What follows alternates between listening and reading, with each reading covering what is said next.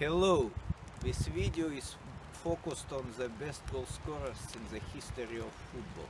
Selecting players on each position, I obviously relied on statistics, but tried to be not overly obsessed by it. The main criteria for me were the set of skills and the fact that this kind of talents have been regularly displayed on the highest possible level. I also tried to pick the most dependable players who could score almost in every condition, even here in Russia in the cold, harsh winter. Alright, it's still the late autumn now, in the dark period of the day under pouring rain, like it is now. Please leave your comments and don't settle just for likes and dislikes. Despite constant growth, my channel is still lacking some feedback. Well, let's start now.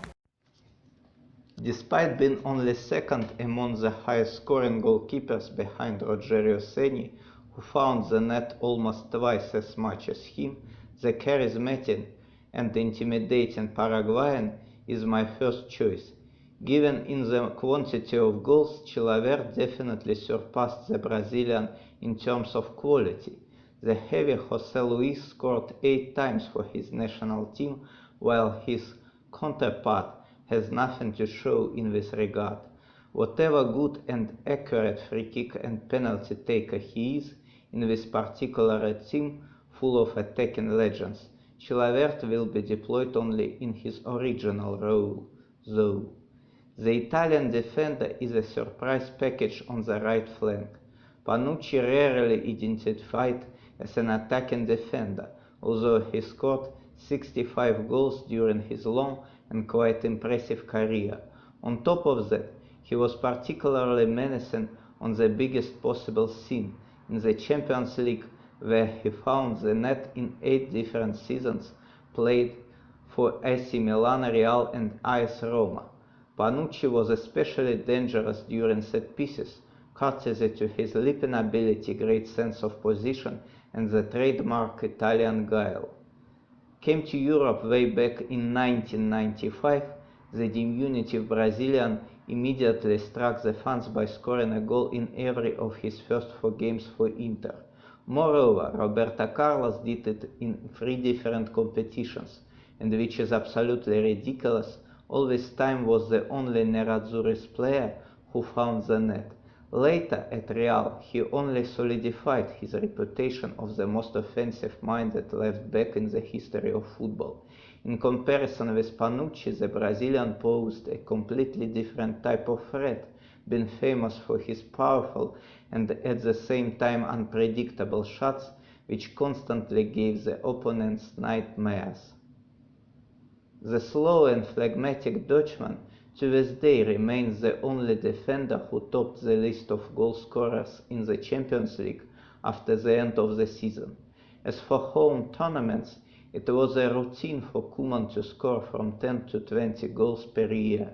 His main asset was lethal shot, which mostly has been used by the current Barcelona manager during set pieces. The fact that Koeman has been rightly considered as an excellent passer gave him an additional freedom. Anticipating long ball from him, the defenders often stepped backwards, and in the case of such a prolific scorer, it was always a wrong tactics. The Spaniard's numbers may look quite modest in comparison with Koeman's stats, but let's not forget how many crucial goals Ramos scored, including 2 in the Champions League finals. The more important game, the better Sergio plays. It's almost a law of football. Unlike Koeman, the Real defender is more dangerous in the air than on the ground.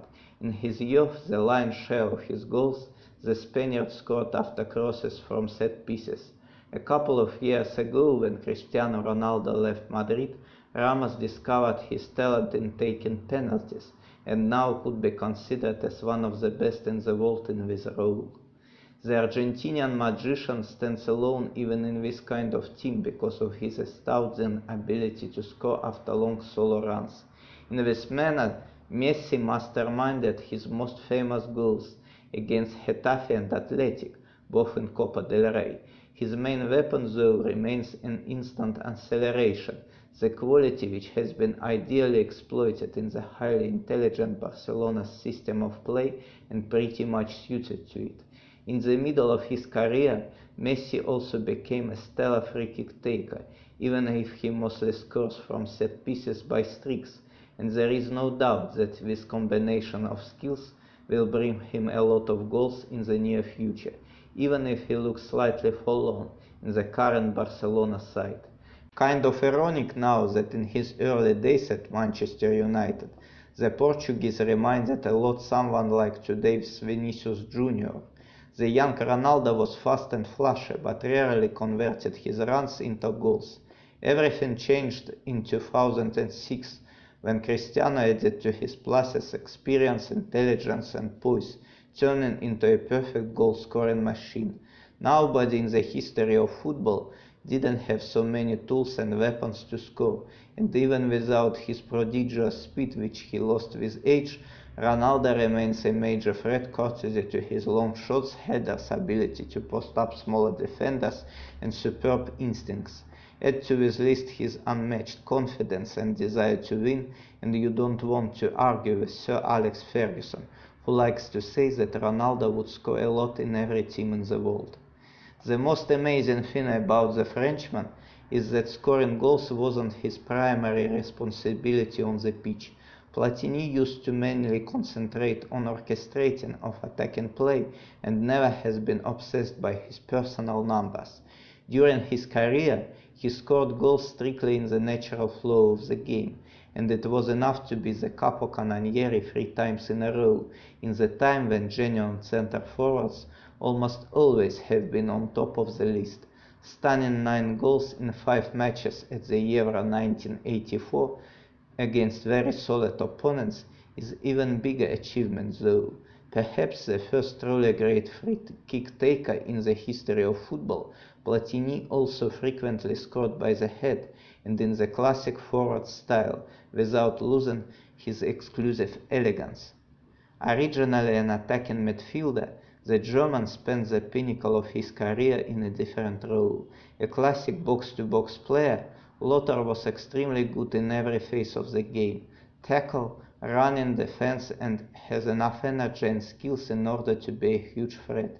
Between 1990 and 1991, his name was among the top goal scorers in every prestigious tournament: World Cup, Serie A and UEFA Cup, which tells a lot.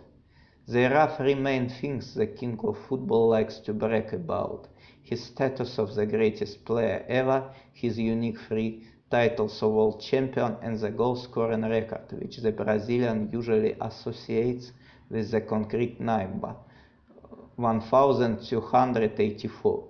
Pelé conceals the fact that 500 of these goals were scored in the club-friendly games, but the maestro so many times showcased his brilliant skills on the highest possible level that only desperate skeptics could doubt his place in this team.